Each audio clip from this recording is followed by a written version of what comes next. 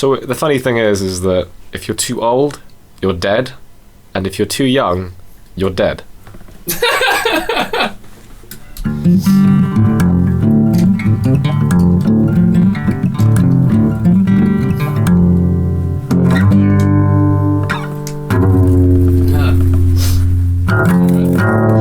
Okay, this is the test run of Long Live Podcasts. I am your host, James Reardon Waters, more commonly known as Jimmy Waters, and I am joined with my flatmate, Jack Farrell, in his room, where we are going to discuss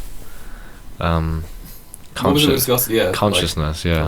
And it's also worth mentioning that I suffer from psychosis, so I, once in a while, if you know, Do you suffer with psychosis, or do you live with psychosis? Well, I live with the thing is that I live with psychosis because it's simply I've had it for about 3.5 years, and the thing is that it gives you very interesting insights into, I don't know, more specifically my own way of interpreting the world, and how things are organized in our heads. And we were talking earlier about how belief doesn't necessarily precede or succeed knowledge. And it came from me watching this. I was watching a guy with schizoaffective disorders, which is a similar condition to what I have, except much more severe. And he was talking about his particular delusions, which were that his emails were being sort of read and his phone calls were being bugged. And they asked him, and he was saying, I logically know that's not true.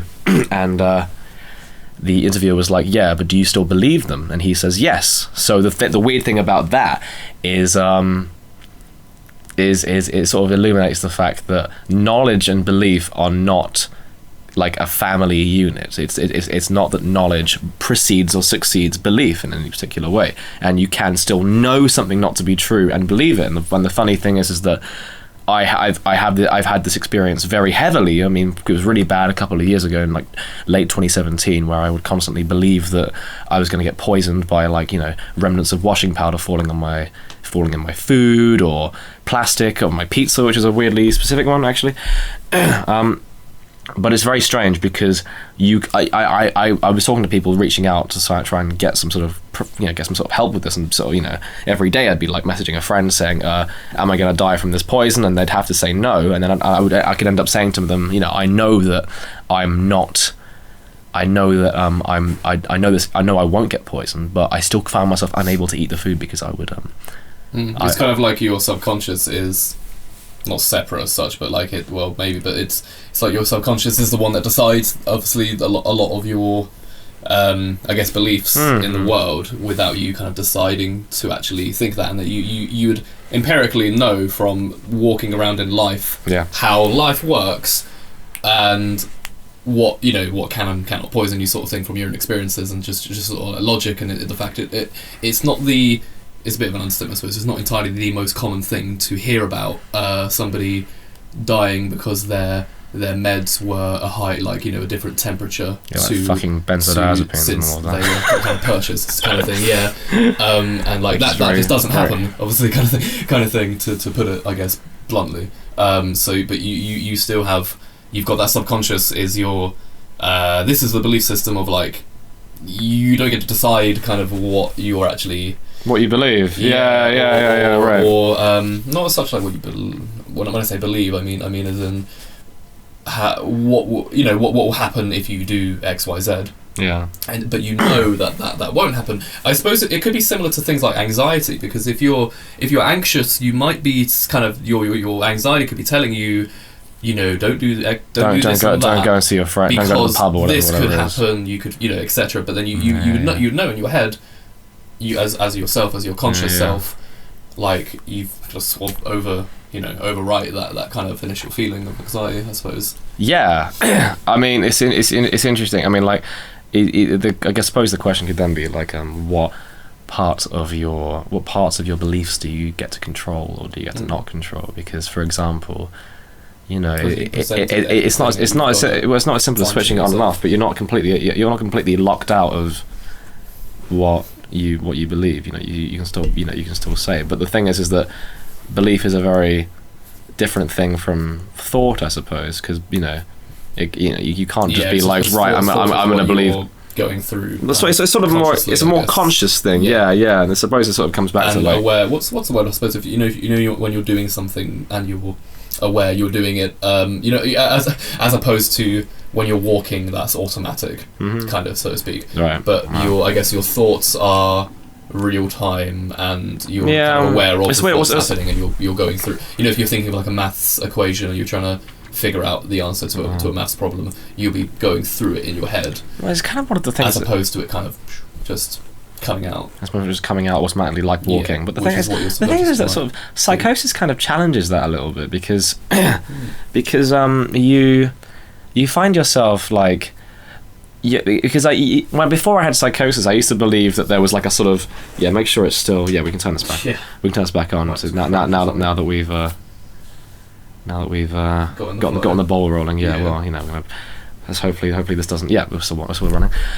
It's interesting because like psychosis, sort of before psychosis, I had this belief that like it would it run as a sort of line from consciousness to unconsciousness, in which all the things at the front are like all the things you're conscious about, like your thoughts, your beliefs, what you're saying to people, and then at the back you have all the repressed, the id, the sexual urges, the fight or flight urges, the dreams. But psychosis kind of made me, and I'm not a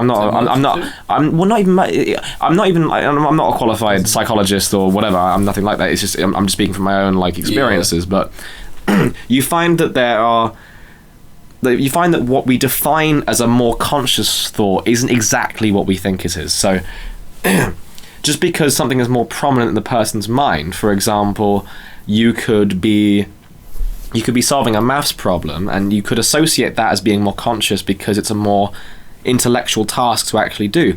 But speaking is it is also in the same vein a very intellectual, like not intellectual, but a more intellectual sort of intellectual process than for example walking or sleeping or stretching in the morning or whatever. Do it quite but for example I'm not thinking as I speak to you right now, it's just coming out straight up. So the question is my speaking a more conscious thing or a more unconscious thing? And that's the problem that time you can say the wrong thing, for example, when you exactly need to say something, and regret saying something.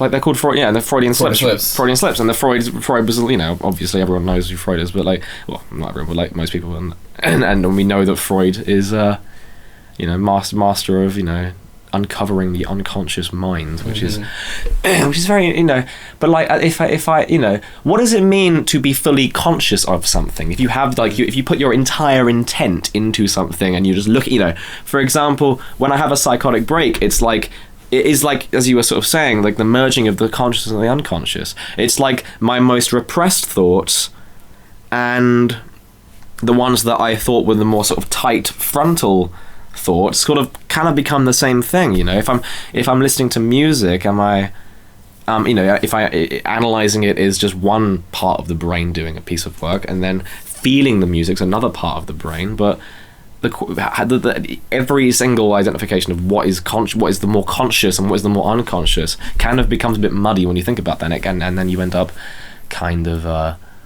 you kind of wonder, like, do people have as much of a grasp on what their own consciousness is than you think? Because like magic, for example, like I'm going to be doing magic tonight, and people have sketches of memories of what happened. When I I'll make the card go jump at the top, and then I'll make the card appear in my mouth, and I'll make the card appear in my pocket, then I'll make the whole deck appear in my pocket, and that's like my little routine. That's some crazy shit. Well, thanks. But I must say, Jamie's a very talented. Oh, thanks very much. I was about to say musician, which you also are.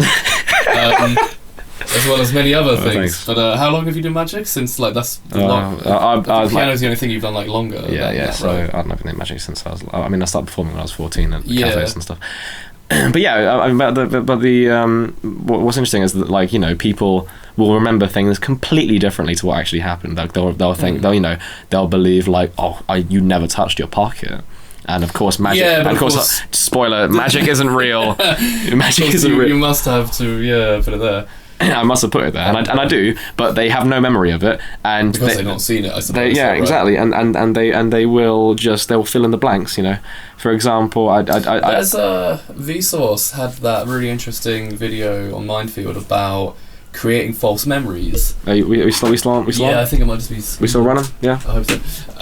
Okay, cool. And it was like, you can Yeah, cool. on the I'll give video some they notes. basically constructed a false memory in about 2 or 3 people by kind of giving them, you know, bits of information to say like, oh, do you remember their this? childhood, and then about meeting and someone in then a supermarket. I think it was a lot of what's the word, like placebo, as in to say like, oh, do you remember this? And then if someone kind of says that to you, like, do you remember this night? As if like, and they're, you know, totally honest about it, you might just be sort of like, oh yeah, like why would you lie about that memory? Of course it's real, I just don't remember it. And then your brain actually, in this study, at least in this video here, they found that like your brain will piece together wrong information to create a false memory just because you think it's real, so you'll grab what you can. I don't know why I mentioned that. What were we talking about before? We were talking about we were talking about magic and how the routine will trick people into and will make people believe things that just, you know, like they'll have to like fill in the gaps, as it were, with their memory, and it goes back to consciousness and what basically, like, what are we actually what do we actually conscious of? Because, you know, you could almost imagine consciousness, as I read in a philosophy comic a few days ago, about like how consciousness is the thing observing itself, and it's an infinite regression. But that's the kind of the I think that's kind of the comfortable view of consciousness. But the thing is that, you know, there's a point where it just stops. You know, like I'm thinking, but I'm not thinking about thinking. I'm just thinking. You know. It's weird. You ever thought about thinking? but it is like, you know, it's like, you know, if you're drawing a picture, when are you actually you know, are you you might be intending to draw a picture, but are you intend to draw the picture? And we like to think that comes to the subconsciousness deciding before, exactly decide. Exactly. And I think that Western philosophy is more comfortable with believing that it is an infinite regression, and there is this kind of little man in our heads at the top of everything that's going on.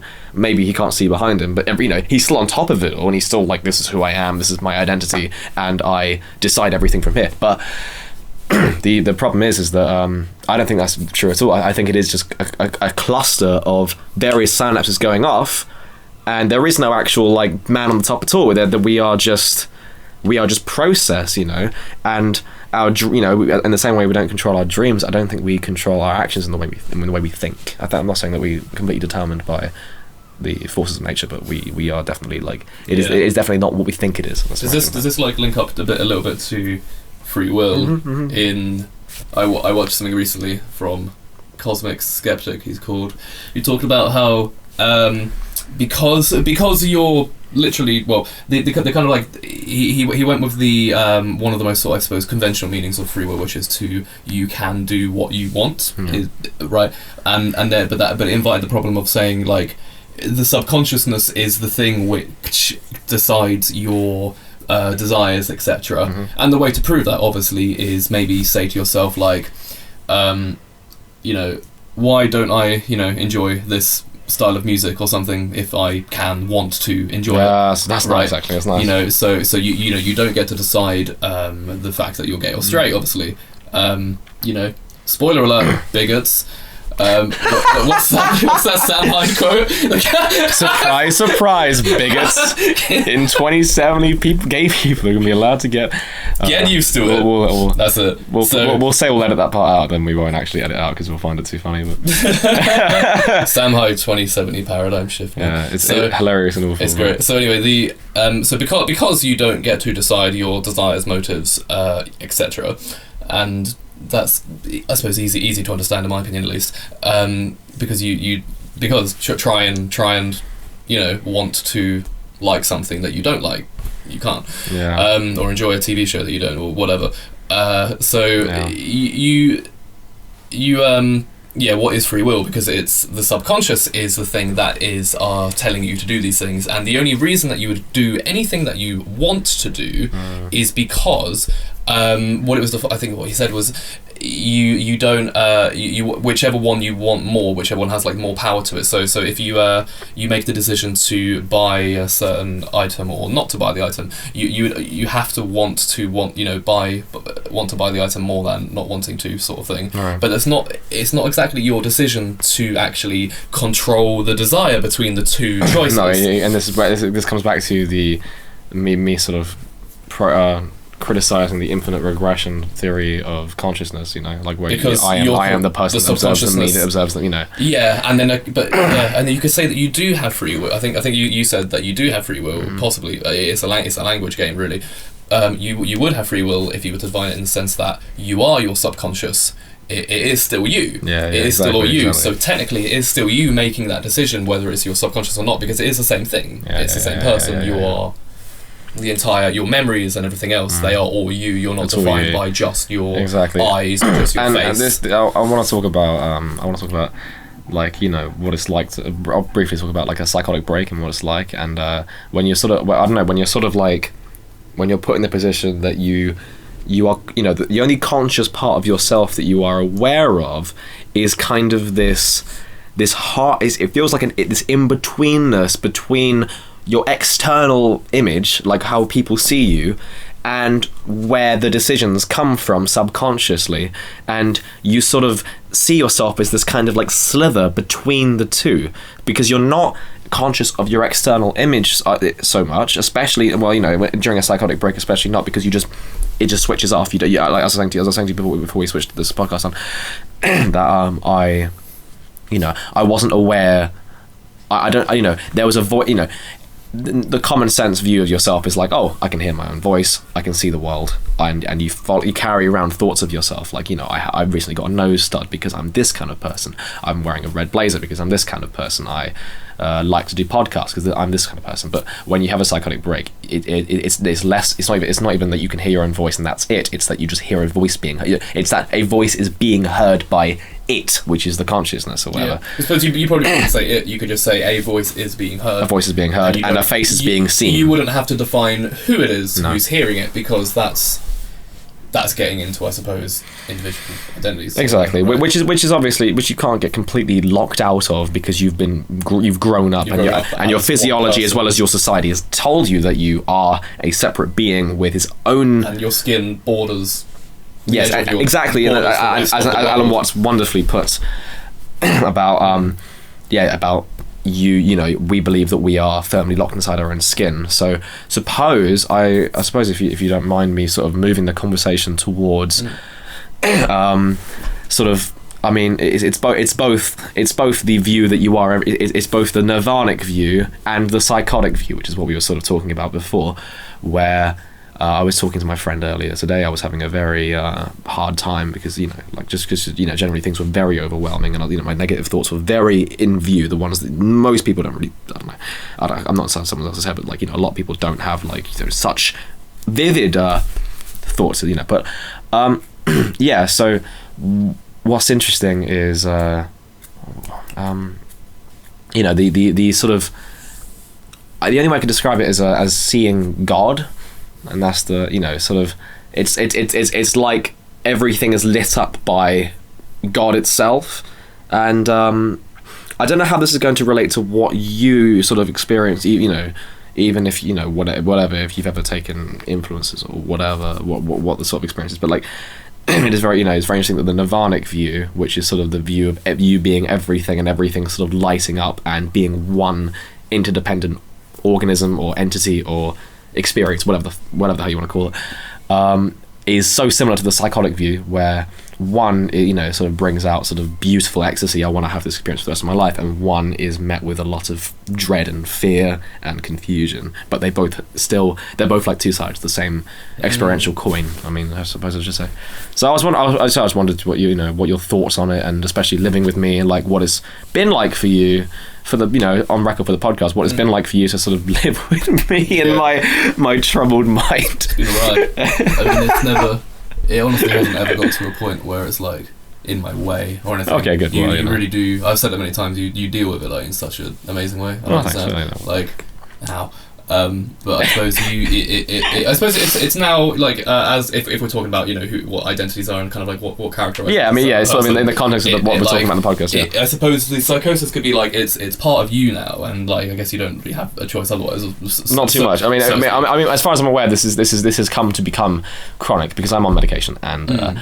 And I was on medication a few months after I got it, and it just made me very drowsy. Didn't do shit all, and then I was put on a very, very strong painkiller, pregabalin, which was extremely, which made me. I was high for like 6 months, and then I said right, and then I was being sent to hospital all the time in Finland, which is very annoying because you're very far away from your closest family and friends when you're so far away, and you end up just sort of being lost in the Finnish wasteland in a hospital, and you're like, and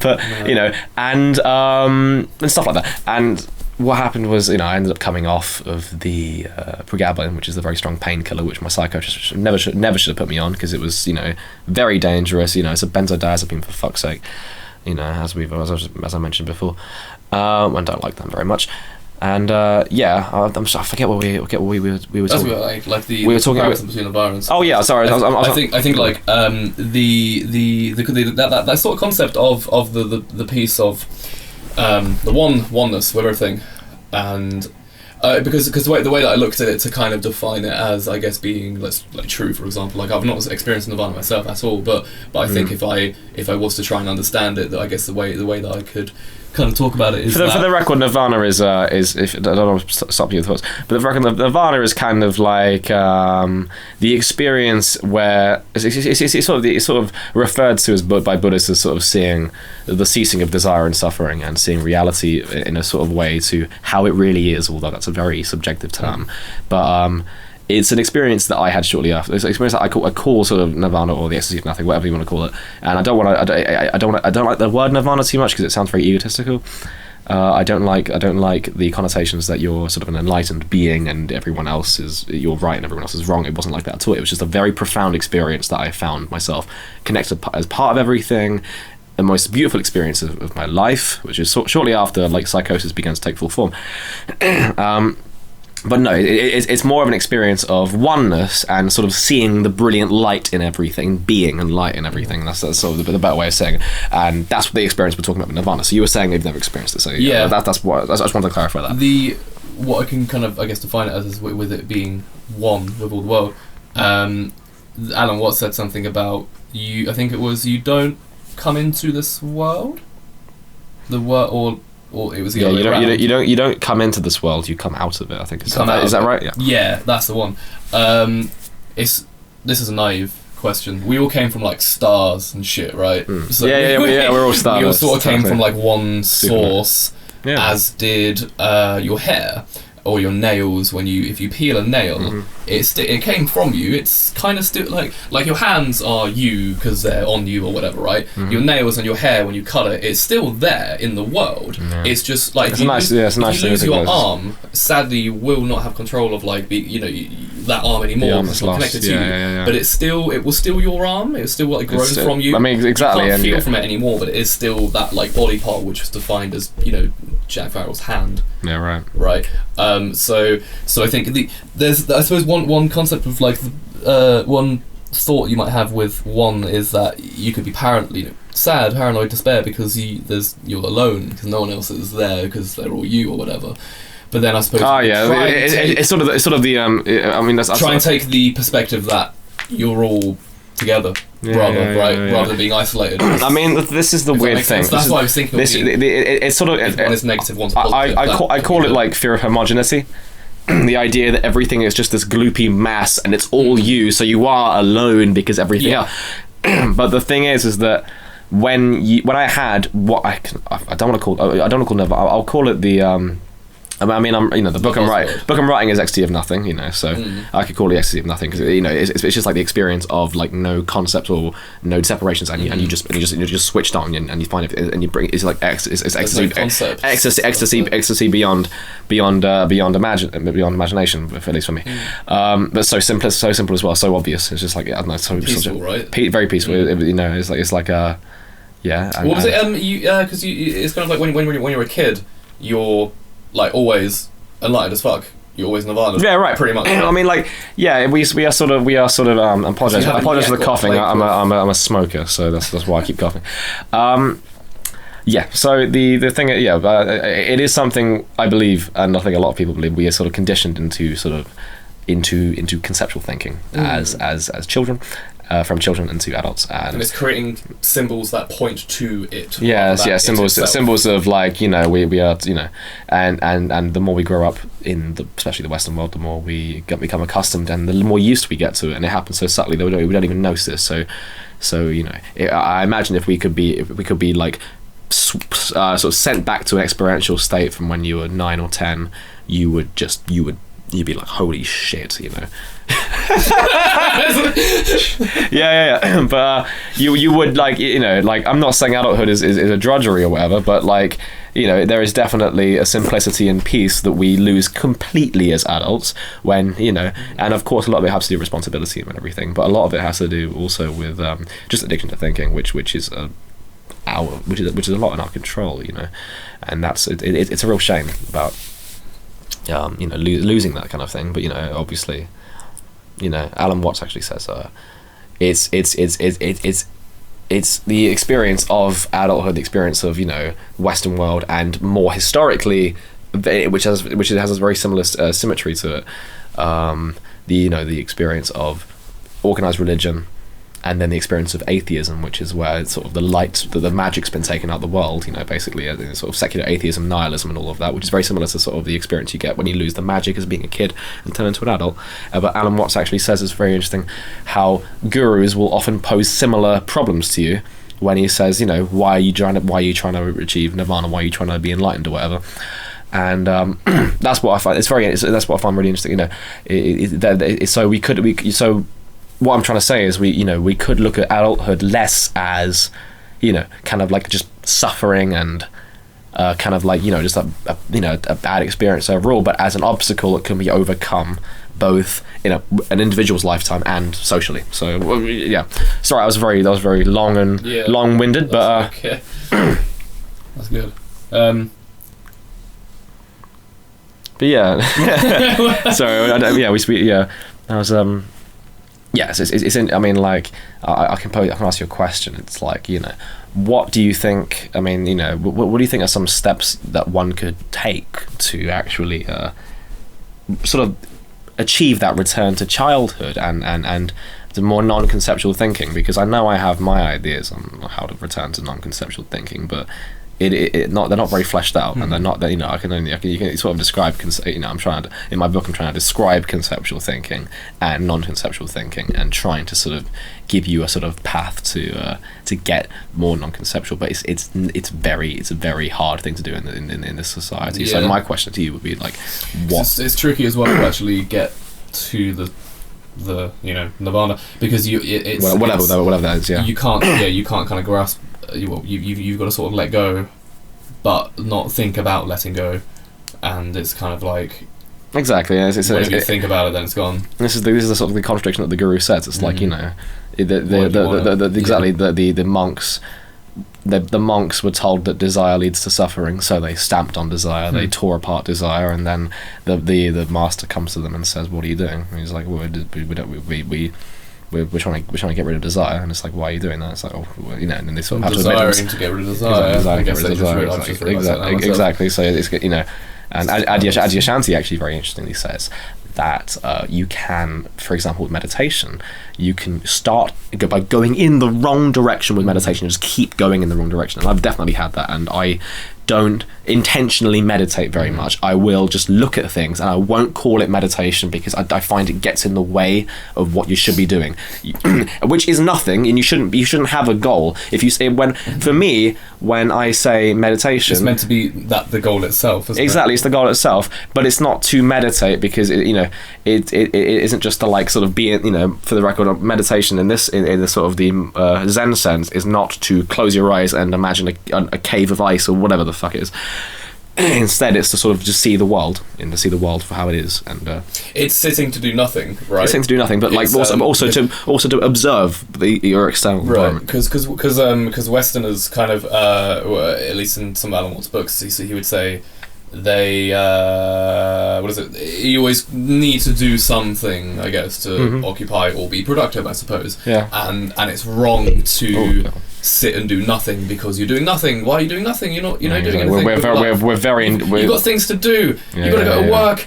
You've got to get money. You've got to entertain yourself. You've got to spend some time doing something that's fun. You've got to pass the time, right? You need a pastime to pass the time. That's nice. But I like that. But with, I guess, Eastern philosophy or meditation, at least, that in itself, the actual just sitting, just to sit, I'm doing nothing else, or to an extent, I might be obviously thinking, but it's taking away the need. It could be a bit of a, like the whole necessity to be occupied, is so like drilled on, I suppose, subconsciously through society. You're told to, and exactly, you're called lazy if you're doing nothing, right? Exactly, and the question, there's two questions that I come to think of. It's the first one is, what are you escaping from to have this mind occupied all the time? The second one was, where are we going? When do we finish our process of, I don't know, collecting furniture to get a place? I'm going to go to work, and then, and then you're going to go on holiday or whatever. And then, is that it? Once you've achieved your promotion to go on holiday, and then you're in the Bahamas or whatever, and you're sitting there, and you're just over by having a pina colada by the beach, and then you're there, and then every what do I do now? What do I do now? And you're still on your phone. You're still there is that idea of checking likes on your beach post on Instagram. When you get your goal, you need a new goal because you've dedicated like your time to achieving the goal, and then once you've achieved the goal, you've been spending the last like however many years of your life kind of like every day you're doing actions to go towards that goal. So once it's completed, it's time to relax, I guess, but you're probably not used to it because you're like, oh, what do I do now?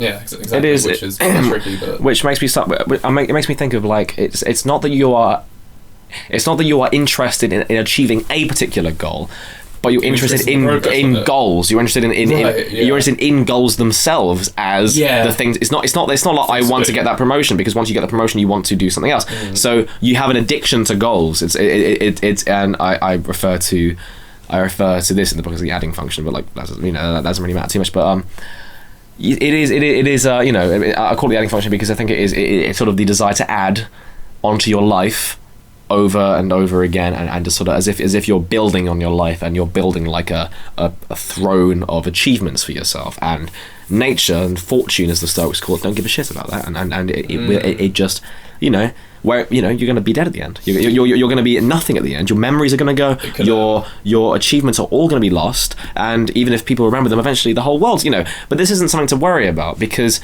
it's not that there's anything to lose. You're not losing achievements because they never existed in the first place. The base level of experience is just the natural experience, which is like the thing about the wonder of and excuse me if I'm going on for too long about this. The wonder of death is that I was about to come onto that, man. Go on. I'm talking about recently. I thought about when you die, it's fine, man, because. So, being scared of death is only, I suppose, possible while you're alive. Exactly. Because you're scared of losing what you progressed, what you own, I suppose, and your friends and family. Yeah. It's I suppose it's a little bit different too. If you were to like kill yourself, you might be sad about other people's sort of reactions to it, and that might stop you. That's a different thing. But it's a different thing. But in the concept of I guess just getting killed, or dying old, or from whatever disease, you've lost all the I suppose you lose everything that's in the life, like all the achievements and objects and people and stuff. But while you're it was a weird way to say it, but while you're in death, I suppose, you no longer need those things. Yes. So what's the point in worrying about the fact they're gone, because you're not going to need them, and you so it's a bit hard to kind of explain it, but no. I mean, like one of the things is like you can't. I mean, there. The wonder of going back to childhood again. The wonder of being a child is not that they have a bunch of memories. It's that they are lacking in the memories and the experiences that would rigidly define them and put them in a box their whole life. So you can't have the experience of childhood without the experience that came before, which is the experience of death. Oh yeah, you know what I mean? That's sort of leading into you can't things can't exist without their opposite. Exactly. Well, yeah, of course, exactly, and I mean, like if you were to sort of change the rules of the world and say that death no longer exists, eventually we would be overpopulated for one, but also you would die anyway. You would have so many experiences. The Hindus, I don't know what it's called, but the Hindus believe that, like, you're sort of it's like a balloon full of memories and experiences and emotions. It's sort of like it's like if you get too big, you just blow, you just explode, and it all falls out. So once the mind has occupied with too many memories, too many memories, experiences, and inhibitions and concepts and whatever, it just has to let it go. It has to let it go and start again.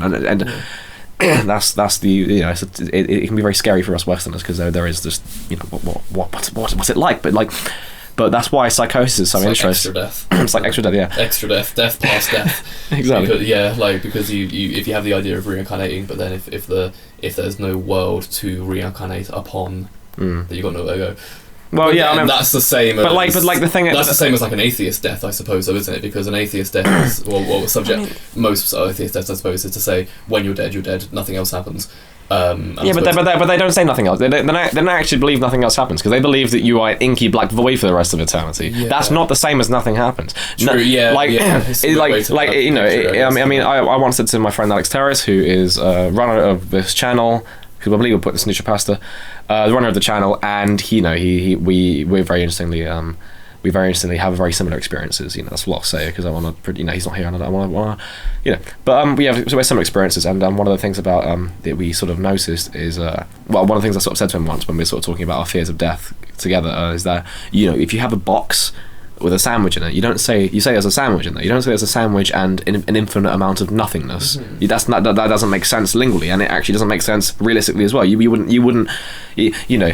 A real problem is that we define our lives as in between two big black extremes of nothing, and you experience nothing. Right. And this is the thing I wanted to return to before you were talking about that, is that with psychosis, it shows you that there is nothing to be lost in the first place. It's not the mountain or the throne of achievements doesn't exist at all. We are instead just process of we're not going anywhere. We haven't come from anywhere.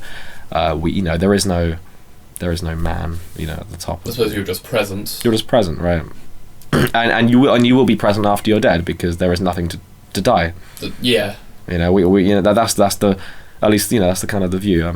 So it is. It's interesting, to say the least. It certainly is.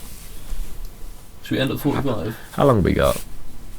Yeah. How should we wrap it up? What was the kind of general? Were we trying to talk about? We were talking about So I mean, in conclusion, we were sort of talking about consciousness, identity, and the impact of, I don't know, for me, about psychosis and how it changes your perspective of consciousness and identity, and to something like death, and what it means to be a person, and all of that sort of stuff. And it's weird, like my perspective is opened up, but only really from hearing what you say and from reading Alan Watts's books and listening to Alan Watts. I've listened to hours of Alan Watts's stuff. I admit that I have a general gist of most of his messages, but and I know exactly what he means, but I haven't read like an awful lot of his writing, so which is a bit of a shame, because he probably way more nuanced. It's so interesting how he briefly to the whole consciousness hive mind, I guess, concept. If you all came from, I suppose, the one source, and the whole thing about like with when you cut your hair, it will still be you. He described how the earth is like peopling, the same way that like a person might have person hairs. Yeah, person hairs. Yeah. If you could think of hairing as a verb, Yeah. the act of producing hair, or a tree is appling. I think That was it. A tree is appling. Tree's Yeah, appling is another one. but yeah. then there's not exactly really a difference between the apple that you gain from the tree and kind of like where it all started. No, and the very interesting thing about the apple is that it contains all the knowledge of the tree. You know. Yeah, That's another thing, even though it looks different, and then Exactly. when you separate it, you're like, oh, this is the apple, this is the tree. It's the same. But yeah. it's the same thing. It all came thing. from the same seed. It all came from the didn't same it? seed. Yeah, it's true. Whereas Trees we all came from the same, Big Bang, or we came from same a common ancestor. mother, Same common ancestor. Yeah, right. and then common ancestors, and if your brothers or someone, you've got the same parents, you came from the same source, and your hair came from the same one person. It's still kind of all connected, sort of symbiotically, I suppose. Yeah, symbiotically connected. Yeah. Yeah. No, yeah. And I think that's nice because it tells you not to mistreat people, because why would you want to be mistreated back? That's true. Yeah. And why would other people not mistreat people if you are mistreating people? Because you've got to set a principle, I suppose. It is funny. It's funny. I believe we're wrapping this up, but it's funny. Then there's this very popular YouTube channel called YouTube video called The Egg, and it's like an animation about the idea that everyone is you, as if you are the same soul of everyone, which is kind of not the Buddhist perspective, because they don't have distinction between anything. They don't say people are you and objects aren't you. Yeah. Because it's all the Buddhists have no distinctions whatsoever. But Jordan, our friend Jordan Redworth had this told me about this theory, which then got popularized as a video or whatever in fictional form, and and I said, do you believe it? And he said, no. He said, I don't believe it, and it isn't. So while what we're talking about may be kind of obvious, it isn't actually the common view, especially for Westerners. It's not the view. We are definitely very bound up by the thoughts of ourselves as separate and sort of willing, and not willing, but separate individuals, separate and identified individuals that have particular way. I guess separation is the best sort of word you can provide for individualism and all of that. And it's something, man. It's definitely some interesting shit to discuss. All right. Whether or not you kind of believe it to be true, or if you can actually feel it to be true, or if it's just something that's kind of interesting. And for me I can't feel it, if you know what I mean. I can't feel that I'm one with everyone, but I do see where the idea comes from. But then again, it is like a language thing, of course. Obviously Buddhists might not say XYZ because they don't believe in concepts, right, in the same way that we might. Another interesting thing is how Alan Watts does an amazing job at translating concepts like Hindu and Chinese concepts together, but the thing is that they really do not have an English translation directly. We do not have words for if only I could think of some like samsara or Sunya. I think Sunya means void. I think Sunya, What was, but when we think of void, we think of inky black death, and it's not that at all. Sunya's. And don't quote me on that. I don't know if that's the right word. I don't even know if that is a word, but I think it's Sunya, and I think it means void. But there is no proper translation. Do you remember the word dharma? Dharma, yeah, exactly, and karma as well. Dharma. Oh God, I don't remember. It might be related to karma. But karma's another one. Karma's interesting though, because it's not. It wasn't. I don't think it was defined as the conventional way that you have when you're a kid, which is if you do good stuff happens to you, and vice versa. It was more so. Was it? What do you know about karma? Isn't an energy kind of as that you put into the world? Yes. So the karma in the Western perspective is if you do shit to people, you'll get shit done to you, basically. That is not what karma actually means because we sort of see it, as we always will, because we're fucking Westerners. We'll see it as a points game. If you make someone 10% unhappier, someone's gonna make you 10% unhappier, and then they say, do you believe in karma? And then it's this false duality of, I do believe there's 10%, this points game, or I don't believe this points game. For me, I think if that is the case, the reason it happens is because the principle that you set in society you know the whole like love thy neighbor. Yes. That's only going to happen if neighbors love each other. But like, Yes, if you get mistreated, I suppose you are a bit more. Possibly, it depends. You might be a bit more kind of inclined to mistreat another person because people are doing it to you anyway. Yes, So it's exactly. like, well, whatever, or this is the way the world works. And then the more that people help each other, the more that people help each other. You know, Yeah. Yeah. That's how I see karma, at least. Exactly. But what I was talking about is how, because I was talking about like Asian words. That's very general. I'm sorry. Like it's Hindu, you know, Hindu and Chinese words, and how karma. That's our way, you know, what you just described and what I'm describing is our Western view of karma. Yeah. But it isn't quite that definition in Eastern culture. Instead, it's much more simple. It means just doing, and you know, it's not necessarily, you know, it's not necessarily saying that you as an individual is going to suffer because you made someone else suffer. That's not how. Is it putting it into the? You're putting it into the world, but there is no distinction as we sort of keep going over and over and over. Yeah. Hopefully, this isn't boring the hell out of whoever's listening to this, but you know, but we are taking different approaches to it, I guess. But it is a very, you know, it's one of those sorts of things. You know, we are not this duality between me, us, and the world. Karma, or karma, as I think it's probably said, is doing action into the world, and there is just the world, and you know, and you know, and you know, of course, if you're going to hurt the world, you hurt yourself as well. But so I guess you don't have the concept of good or bad. Well, exactly. Karma isn't even sort of saying good or bad. Yeah. In the Eastern sense, sorry. It isn't that. It's just energy, and it's not even energy. It's not even like it's not a points game in the same way as in the Western world. It's not that you're going to suffer if you make someone else suffer. It's that there's a voice being heard. Yes, exactly. There it's the same is thing, yes. suffering to be suffered, I guess. Exactly. That's exactly what I want to say. It's that. No, it's not that. There's, you know, exactly. It's all just suffering. It's all just happiness. It's all just light. It's all just dark. It's all just good. It's all just bad. Whatever it is. There is no, you know, there's no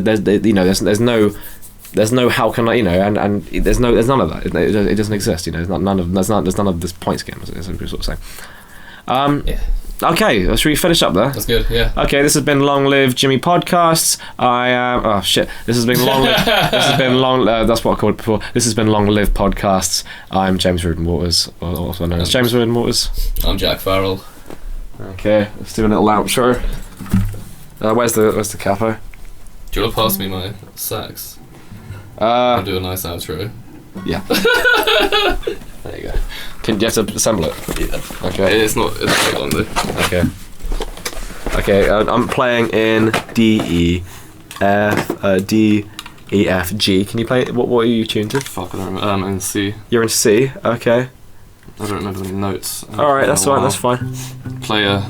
I know like C, D, and E, F, and G quite easily. Okay. I'm gonna show them to you. Fuck.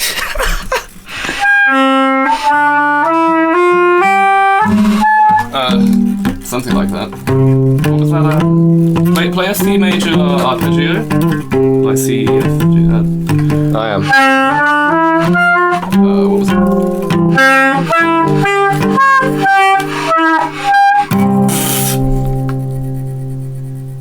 That good?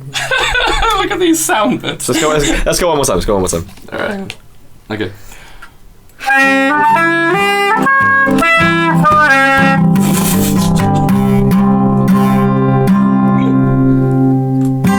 Nice one. I'm also like lying down. I can't play sax very well. But I am lying down too.